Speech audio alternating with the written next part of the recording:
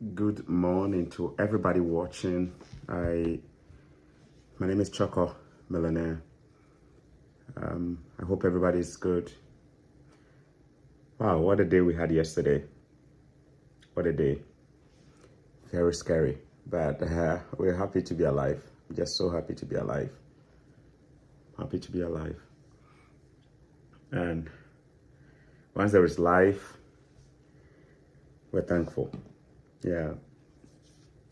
So many of you have sent messages, emails, and asking if I am doing fine. I'm doing fine. I'm okay. I'm doing good. I have just been dealing with a crazy migraine since last night, and I still have it, even though I took some pain relief meds here, but I just have this crazy migraine.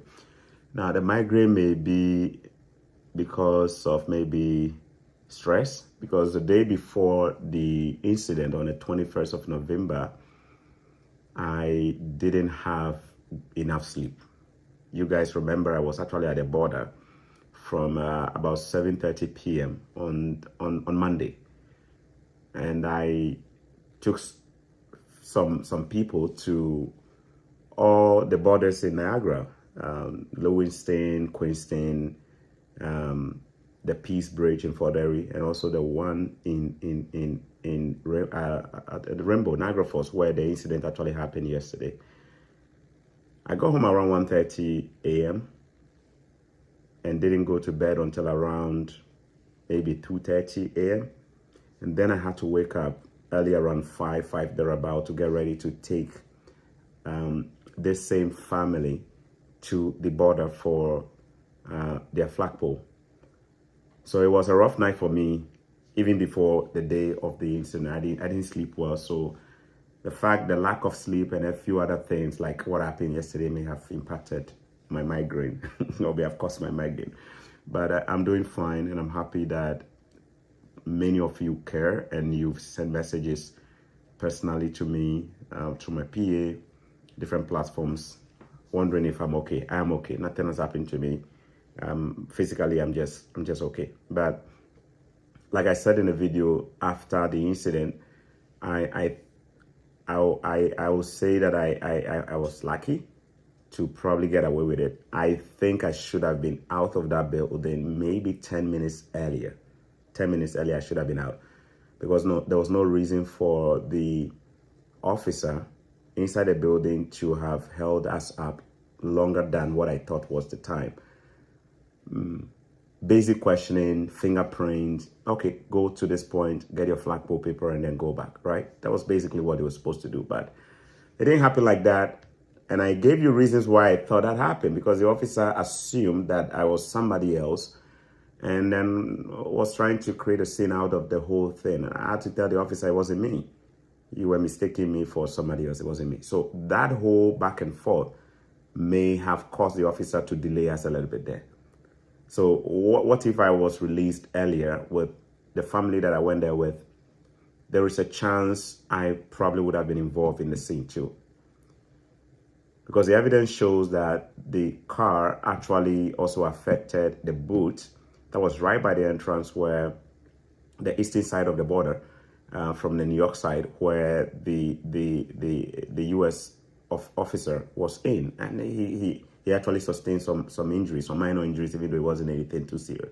So who knows? I may have been involved. I may have been, because my car would have actually gone back that same direction where the explosion actually happened. So I'm just thankful that I'm okay. I'm okay. I'm just thankful that I'm okay. That's all I'll say. I'm thankful that I'm okay. I've also granted a lot of interviews yesterday, probably more interviews than I've had all my life. All the media houses, you've been watching the news, you've seen the video everywhere. I believe I probably had the news first before anybody else had it, just because when it happened, being a social media influencer myself, I knew that this was newsworthy. So when I filmed that, it quickly got out. 11:23 a.m. in real time. I posted it on my channel, and then it went viral, right? So I wasn't surprised when all the big media houses, CNN, BBC, Reuters, all of them, like, they were just picking NBC, all of them were just picking on that story because at the time that I posted it, they didn't see it until maybe almost 2 hours later. And I think they were kind of managing the story. When I say they were managing the story, I mean the both borders, like US and Canada. They were managing the story. They didn't want to let anything out. So for that information to have come out, people were curious to know what may have happened. You may have also seen that later on they released a security footage from the US border, which showed the car was flying. It was airborne, like several, probably 100, whatever kilometers the guy was doing there. And it was captured, but that image wasn't released immediately. It came later on. So it was actually my video, plus maybe some few bystanders who were on the American side who actually captured some stuff and posted it out. That actually was what the media was running on, right? Anyway, so sorry that the people in the vehicle both died on the spot. I didn't think anybody could survive that because what happened in the car there actually was something that the whole car came apart. Explosion, It was pretty serious. It was pretty serious. I'm happy to be alive, happy to be here. Now, if something had happened to me, I don't know if I would be alive. I don't know. But if something had happened to me, I probably would be happy that I was helping people when maybe something happened to me. I wasn't there for my own benefit. I was there helping people, not taking a penny from them, helping people. How sweet is it to be helping people and being caught in tragedy? Sweet, isn't it? So that is one thing that gave me really, I said, wow, my wife was so scared. She said, wow, what if? Well, if I had died, at least God knows, say, Charlie, now they help people. Oh. I was helping people. I take people go there, they go help them. I was helping people when I died. So Father Abraham, go, come, me so. Say, Choco, my son, come. My grandson, my great-grandson, come. You were helping, one of our own family when this happened. So that for me was a real joy. That I wasn't out there doing something for my own self. I was helping people. That I sacrificed my nice sleep, going out there, taking people there, trying to help people, and then this happened. I appreciate all the media houses that also got this out. I think the earlier speculation was that it may be terror related. We still don't know for sure what exactly may have caused that.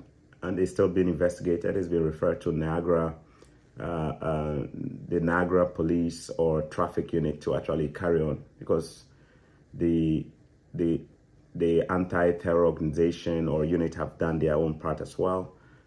And they haven't seen any sign that it was terror related. I think the initial fear was that just a day before American Thanksgiving, something like this may have been, who knows, caused by some sinister folks out there. So people were reading all kind of meaning into it. And I was pretty careful not to put a spin on it. Sometimes the media would like to sensationalize things and then put their own 1 + 1 together and get 3. So when I was doing all my media interviews that you may have seen, I was really careful not to put any spin on it without knowing the actual cause of it, right? We still don't know for sure what may have caused it.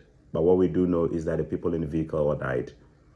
And that's very unfortunate. That's very sad.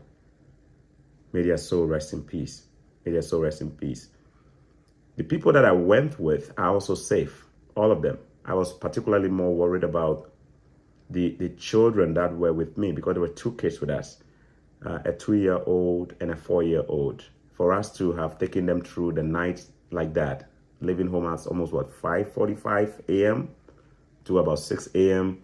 and having to stay out there, all the way till almost 8:30 p.m. Hours and hours. And one of the kids didn't even have her jacket on because nobody thought we were going to be out there for that long. We're going to be in our car throughout. There was heat. Nobody saw it coming. So it was a big challenge. At a point, we had to go inside one of the stores at Niagara Falls on the Canadian side, just at the foot of the hill, Clifton Hill, trying to buy a jacket for the kid because there was no jacket and she was cold. The father had to take his own jacket off and give it to the kid as we went around like that, having to run from the American side to the Canadian side in that cold. The lake effect is also very serious on that side. The lake effect is more colder on that side. It wasn't easy. We initially were inside the Canadian immigration, the border offices when the incident happened, and we were returned to Canada. We got to the Canadian side and we told them what had happened. They knew already. They've got information from the American side. And then we asked them if they knew when the border would be open. We didn't think it was anything serious. Maybe, who knows, maybe an hour or two, they will be done with the investigation and then reopen the border. That was my initial assessment. So we went and we sat inside the Canadian building of the border. And we're there for like, what, probably 30, 40 minutes. And then later on, they kicked all of us out. They kicked all of us out. You won't believe it. I was like, what? Really? We just went through this. We went through this. And the really reason why we're actually sitting in this building here is because we are from Canada. You know, taxpayers' money, you know, that is government building. That's public property anyway. We were in there. We just fled an explosion. So I would have loved for them to have allowed us to stay in there since outside was cold. But they said they can't allow us to be in there. So they kicked all of us out in a very nice way. Professional kicking. They kicked all of us out. And when they kicked us out, we just had to be walking around and, you know, hoping that they will open the border, they won't open. They will open the border, or they may not open. We're just hoping they will open. Who knows? And then when we were looking and saw that they had closed off the entry point to the border, 2-3 police cars with one truck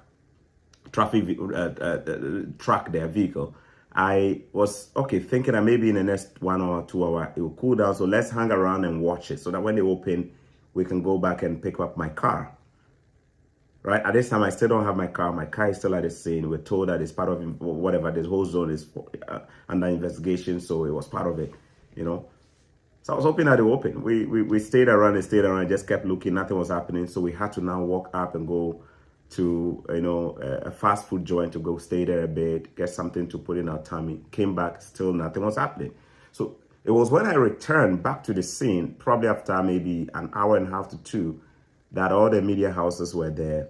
Apparently, when they caught the news or when they heard about the news, all the media houses sent their team on the ground, from the BBC to the Reuters to all channels. Like, think about them, all of them, they were there. They were right at where you enter into Rainbow, US, from the Canadian side. They were right there where the barricading has happened and they've closed off, right? So they were all there. They were all there with their camera and stuff like that.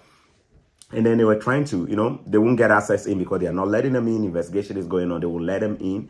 Some of them were using drones to try and get a shot, you know. So I saw some of them flying their drones, trying to see if they can get a view of what is happening. Because remember, at this stage, investigation is going in. They're not going to let anybody in there except for maybe individual videos that have been filmed on with cell phones and stuff like that. So that was actually why my video became so important, so crucial. Because I was right inside the building running my own commentary and giving people the flame. You saw the flame. Wow. And then somebody also managed to film, I believe, from the American side when the vehicle was approaching. So that was either on Twitter or on somewhere. It was on somewhere. So these 2 videos were actually the initial videos that everybody was running on. When they were talking to people, they didn't know who I was. I was just standing there as a bystander. And then somebody told them that this gentleman was actually there. So one of the media houses approached me and said, "Were you there? Were you a witness?" I said, "Yes, I am." And then they asked me, "What did you see?" So I showed them the video right from my page. And they're like, "Whoa, was that your video?" I said, "Yes." Then right away, everybody started coming to me. Everybody started coming to me. Everybody. When I say everybody, all the media houses, they all wanted to just talk to me.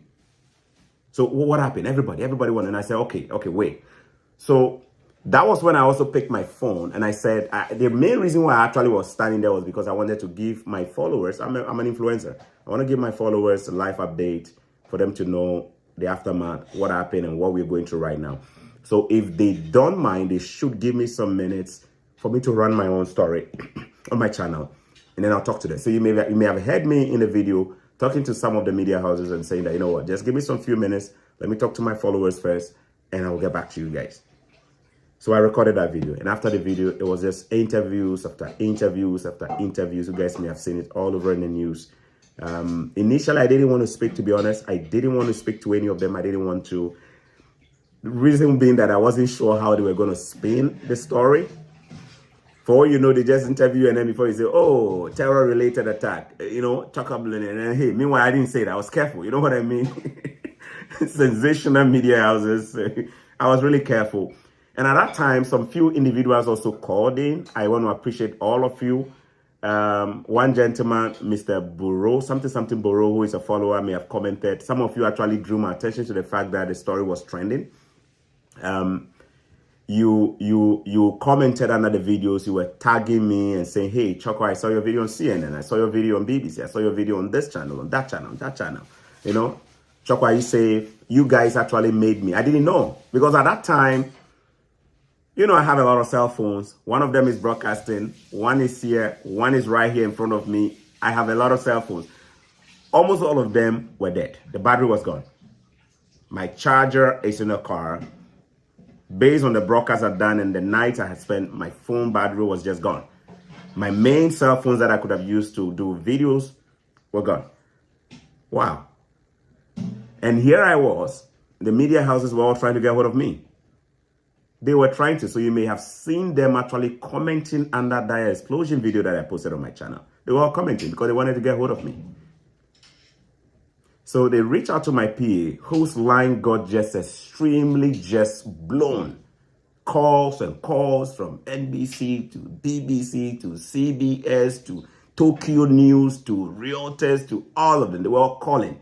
Hey, did you do the video? Did you shoot? Do we have your permission to use it? Do we just, you know? They were going to protocol because they know it is somebody's private video. It's a personal video on somebody's Facebook. They knew the protocol. They wanted to make sure they got permission to use it. And some of them were asking for all kinds of exclusivity. They wanted to, you know. My PA also was trying to get hold of me. My battery was just 1%. So when dude called, I didn't pick. And then he called again and then the phone died. I later came to find out that he said, look, he was receiving a barrage of calls from all the media houses. And I think at that time, my PA also did not know that there was an explosion. He was probably busy doing something. So he didn't know. He got scared. He said, oh my God, did something happen to Choco Millionaire? Did something happen to Choco Millionaire? Did something happen to Choco Millionaire? He himself was also really worried. My phone is not reachable. My wife couldn't reach me. Wow, what a day. What a day it was. What a day it was. But luckily, the gentleman that was with me, the family that I took there, he was smart, really smart. He said, Choco, we are not finding a charger here. Why don't we go into this coffee shop just by the border on the Canadian side and, you know, sit there. Let me go around and go look for a charger to buy. So he went around and he purchased an iPhone charger, brought it in there, plugged in my phone. And within some few minutes, I got some battery life on my iPhone 13 Pro that I used to film the video, the explosion. And right away, the calls started coming. All the media houses, all of them. I can tell you for a fact there was none from my home country, Ghana. There was none from Africa. Probably, who knows? They were waiting for the funeral to have been done already and they were going to run the story later. African media houses, we have to step up. You see what I mean? On our own. You people know they carry on our story. You know me, so I'm talking to all of you watching me. Watch me carefully. How many of you have not seen the good work that I'm doing, isn't it? You are pretending. Some of you want us to even pay you money before you put our stories out there. Fake bloggers. They are waiting for some of us to pay them money before they put our stories out there. They are pretending. They are pretending they don't know the good works we are doing. They're all pretending they don't know. The testimonies are all over. The people that we are sponsoring, taking care of, paying school fees, doing this, they're pretending they never see it.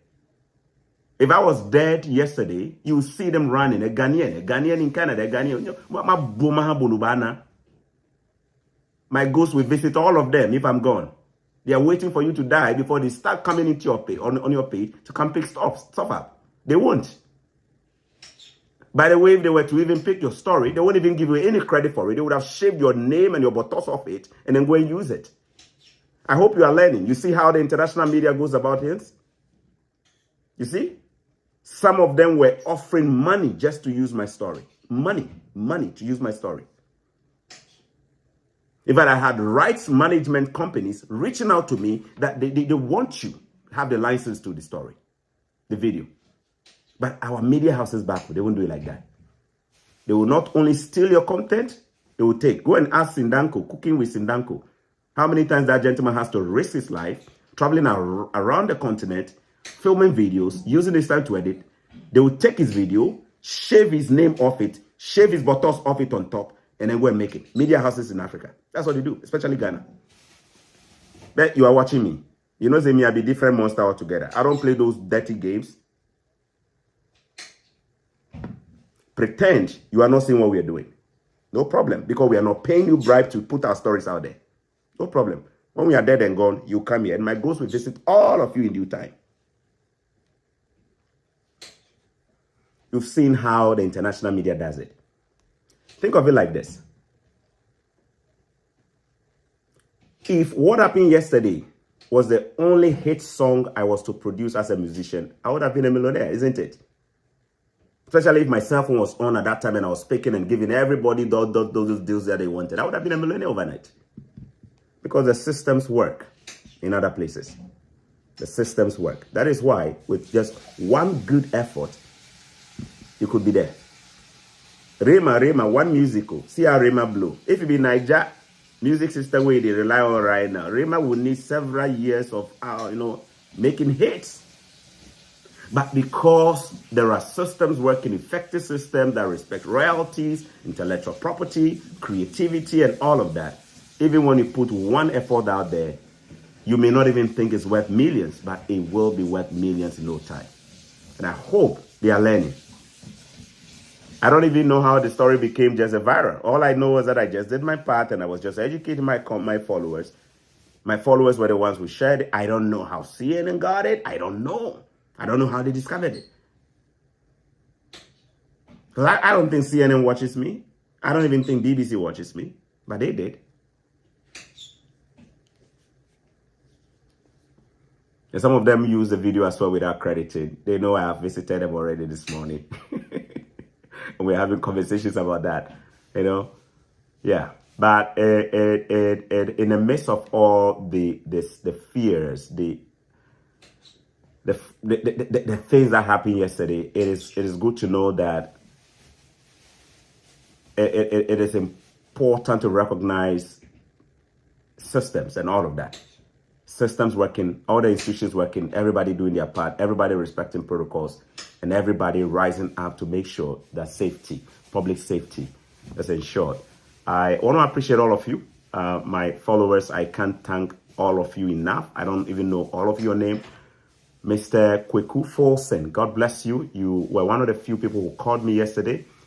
Mr. Robert, who lives in Niagara Falls, a Ghanaian who lives is a friend of Lady May from Hundi Hotspot. Mr. Robert, you also reached out yesterday to find out if I was safe. And a lot of you reached out. Mr. Kweku Folsen, you called me yesterday in the midst of it just before my phone battery died. You actually made me aware that, hey, man, your story's all over.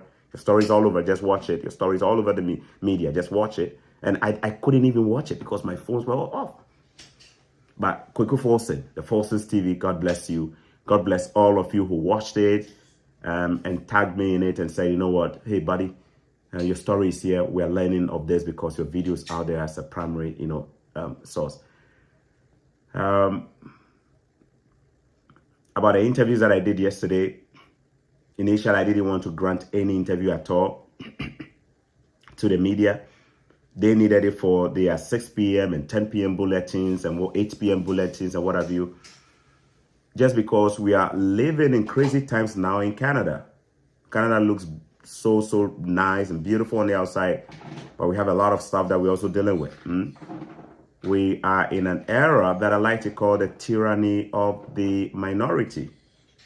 It's supposed to be the majoritarian democracy here. We're in an era where there is all kind of nonsense going on in Canada. Crazy censorship. You don't even have the right to create and circulate certain news items online.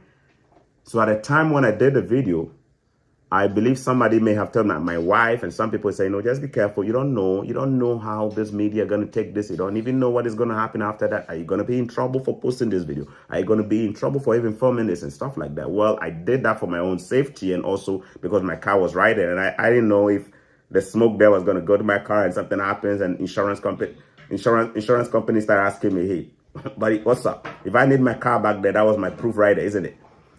But I was really careful. I didn't know the consequences that the video had. I don't know. Did I upset anybody? Is anybody going to be unhappy? Oh, you shot in a security zone. You're not supposed to film. You're not supposed to do this. I didn't know. So I was careful. What if I go on and I grant interviews? And what if some of the things I say gets twisted by the media, Get twisted by the media. And what if my story becomes the spin that maybe the sensational media that lies to just turn things around? What if it's what it did? What if it causes the government here more problem because of my interview? I was thinking through all of that. So at the beginning, I was just saying no to a lot of them. I was saying no. And at some point, I say, you know what? Remember what Cookie Forsen told you, you and Cookie Forsen, the Forces TV talk, you and your wife talk, you and some few other people talk. And this gentleman, Mr. Pin, his name is an IT guy, he's a follower, Mr. Pendro. Is it Pendro? If I'm not mistaken, Mr. Pendro or so. He also said, Choco, you're a natural journalist. I know, I trust you. You're going to be able to handle this well. Just be careful what you say to the media. He commented. I read his comment. And quickly just got into my head and say, you know what, let me just, it's one of my subscribers on my channel.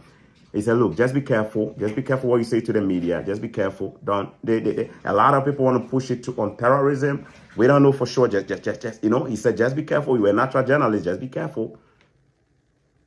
And by the way, for those who don't know, I did a little bit of journalism, even though without pay, without salary, back home in Ghana before. So I know what is newsworthy. I know when I see something that ought to be recorded for news. So don't be surprised when you see me actually film certain things, the way I film them and all of that. My small flirting with the media gave me those trainings and all of that, right? At the end, I'm happy. I still don't have my car. I just checked the update some few minutes before going live, probably about half an hour ago. And the border is still closed. As of yesterday, the airport in Buffalo, New York was also closed. They initially had it for 2 days of shut down because they didn't want to rule out anything, including possible terrorism, right? So that was where the fears actually got a little bit more escalated. But I'm happy that I'm alive. I don't know when I'm going to get my car. This morning, my wife didn't go to work because she needed to use her own car, and I also needed to use mine to get my kids to school. If she was supposed to go, there would be no car for me to get the kids to school. So my wife had to take the day off today. She's in the kitchen right now, as you can hear her in the background. And that is how much of an inconvenience it was, right? I didn't even lock my car, my people. I didn't even lock my car when I was going to the American building, the customs building. I didn't lock it. It was unlocked. Why didn't I lock it, though? I didn't lock it because I did not think I was going to be there for more than 10 minutes.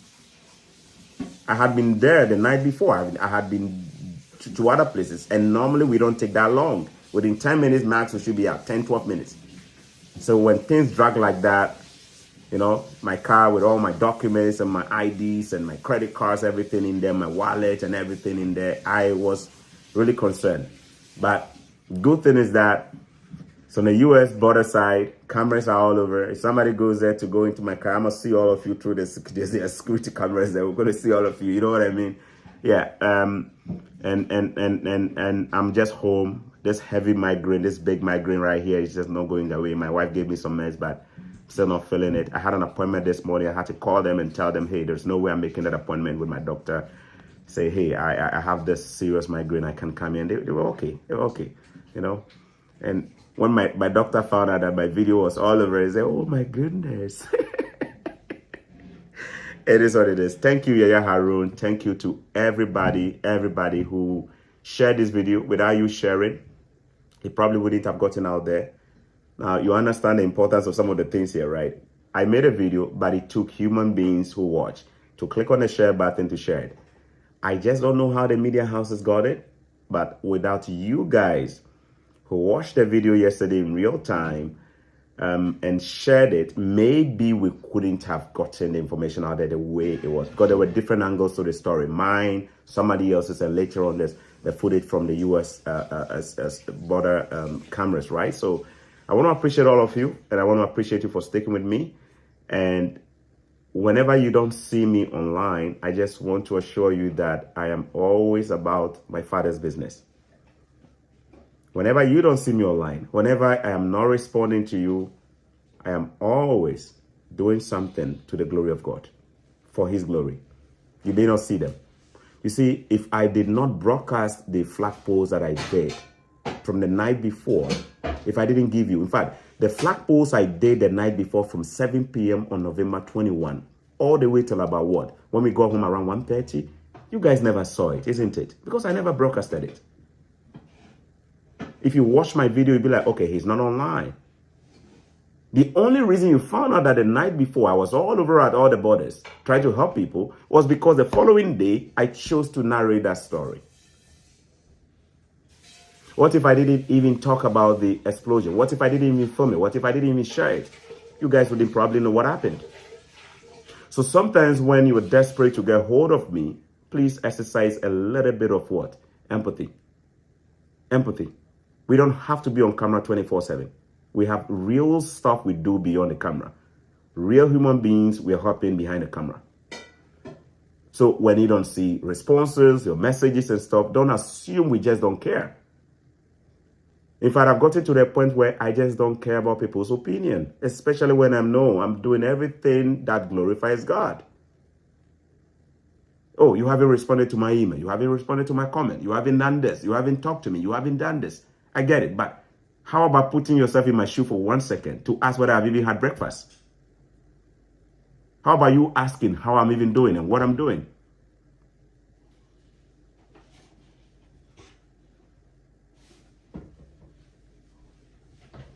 I had slept for less than 3 hours, and yet I was on the road again back to the US with somebody's children, a family, and a husband who had real issues like some of you do.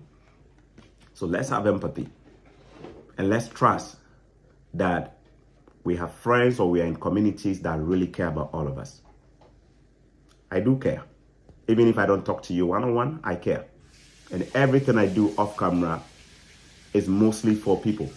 Not even me, people. Talking to people, calling people, helping people here who need help. I can't do it for everyone. I can't do it because I'm limited. There is only one at a time I can do. I want to appreciate all of you. Thank you. Thank you. Yaya Harun, God bless you. Black Diamond, God bless you. Everybody, all of you, you know yourselves. Every single body involved, God bless you. Those of you who reach out, God richly bless you. If it's not done with us, we are going nowhere. We'll be alive. And when it's time for him to call us home, we'll go home smiling, knowing that we're on duty at the time we're called home. May the souls of the dead or those who perish in rest in peace. May their families be consoled by the memories they created with them whilst they were alive. And thanks to everyone, the media houses, everybody who put their effort in there. And I pray that we can all learn from this and forge ahead. Happy Thanksgiving to our American brothers. And I hope this scare from the border up north did not cause you so much pain. And I hope that you're able to just pick up your piece, especially travelers who are affected in the process. Pick yourself up and then, still relish in the Thanksgiving and be thankful for the many things like life that we have now. All right. My name is Chaka Millionaire, and I love you guys so. We'll see you on the other side of the grass. Peace. Bye-bye.